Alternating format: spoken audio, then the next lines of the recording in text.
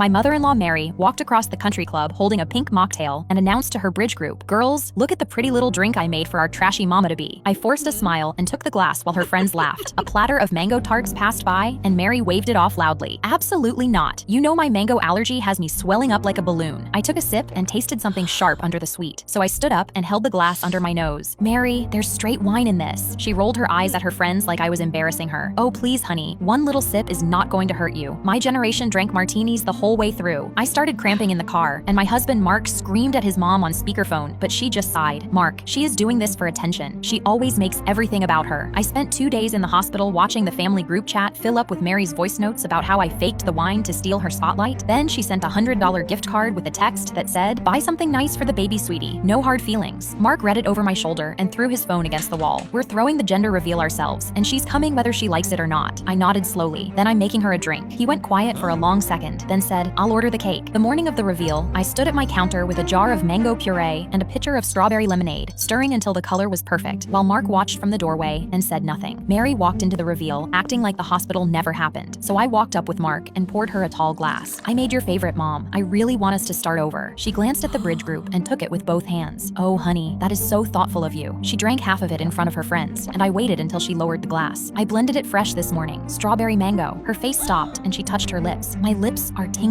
Then she grabbed her throat and stumbled into the cake table, taking the whole thing down with her. "She poisoned me. I'm swelling. Somebody call an ambulance." The bridge group froze, and one of them dropped her glass, but nobody ran for help because there was nothing to see, no swelling, no blotches, just Mary in the ruins of the cake, screaming about a reaction her body wasn't having. I pulled the sealed jar of mango puree from under the drink table and set it in front of her. "There's no mango in it, Mary. It's just lemonade." She'd spent a week telling the whole family I faked it for attention, and her entire bridge group just watched her fake it for real. I knelt down in front of her and gave her a tight little smile. "Oh, please, Mom. One little sip is not going to hurt you." The first time my coworker stole my idea, I sat there frozen while our manager called him a real innovator. I'd been at the marketing firm for 6 weeks, still wearing the blazer my mom bought me for graduation. Brad sat in the cubicle next to mine, 3 years older, with the kind of confidence that made people assume he was right. Our biggest client was Grain Good, a healthy snack brand whose CEO had a framed quote on our wall about wholesome over flashy. Every morning, we had a team huddle where we pitched campaign angles. Every morning, I'd whisper an idea to Brad while we waited for coffee, and every morning, he'd raise his hand and say it louder. In week 8, I spent a whole weekend building a newsletter rebrand for Grain Good. Soft colors, a "from our kitchen to yours" voice, the works. Monday morning, I whispered the pitch to Brad at the coffee machine. 20 minutes later, he was standing at the whiteboard, drawing my color palette, and by lunch, the creative director was taking him to a steakhouse. So I stopped whispering, but Brad started leaning over my desk, reading my notebook. By week 10, our manager pulled me aside and told me I needed to speak up more because Brad was clearly the one carrying our pod. So I tried speaking up first in the next meeting, and Brad cut me off. "I think what she's trying to get at is what I mentioned yesterday." Everyone nodded. I dug my thumbnail into my palm under the table. So on Thursday, I typed up a brief on Grain Good letterhead asking for a bold, attention-grabbing Halloween campaign, and I left it on Brad's desk. He swiveled toward me. "Got anything for me, intern?" I smiled and told him I'd been thinking about it all night. In Monday's pitch meeting, Brad stood up and announced his big idea. "We dress the granola bars as little ghosts and call the campaign Boo Grain. The tagline is, 'So good, it's scary.'" The room went quiet. Our manager set down her pen. The creative director took off his glasses and asked Brad if he'd actually read the brief, because Grain Good didn't send that. Their CEO had just gone on a podcast that morning saying Halloween marketing was everything the brand stood against. Brad's mouth opened and closed. He looked at me. I looked back at him. I thought it was bold. The creative director asked who actually came up with it. Brad said my name. I shook my head. "Oh no, that was all him. He's the innovator." Brad got moved to filing by Friday. I got his desk. I was doing my makeup on the back of the bus when suddenly the group of varsity athletes started surrounding me. 4 of them dropped into the seats around me and boxed me against the window. The captain of the team elbowed his friend. "This is why my first date's gotta be a swimming date." His friend smirked. "Dude, I see this all the time. 3 out of 10s can false advertise and pretend they're 10s. It ain't right." I scrambled and looked around to sit somewhere else, but they'd cornered me. I had nowhere to go. The captain ripped the makeup bag off my lap and shook it out across the seat. He uncapped my foundation, smeared a stripe down my forearm, and held it up. "What is this paint? You're chopped regardless." My voice was trembling. "Please just leave me alone." His friend turned his phone camera on me, mocking me in a high-pitched voice. "Get ready with me to expose the most catfished girl in 10th grade." He spoke so loudly that the popular girls sitting in the front started turning around. The captain laughed and spread his arms at them. "Here comes the Sephora crew." The girl with the platinum blonde ponytail stopped at my row and pointed at the captain. "Hi, I'm Melissa, and this is my boyfriend." She turned to him. "Sorry, this was my boyfriend. We're done. I'm not into guys who are insecure." I gasped and watched as one by one all the other popular girls started breaking up with their boyfriends. The boys started begging, Wait, chill. It was just a joke. We're sorry." Melissa crossed her arms. "We're only forgiving you if you do exactly what she says." She pointed at me and everyone turned to face me. I giggled, picked my foundation off the seat, and held it out to them. "Put it on."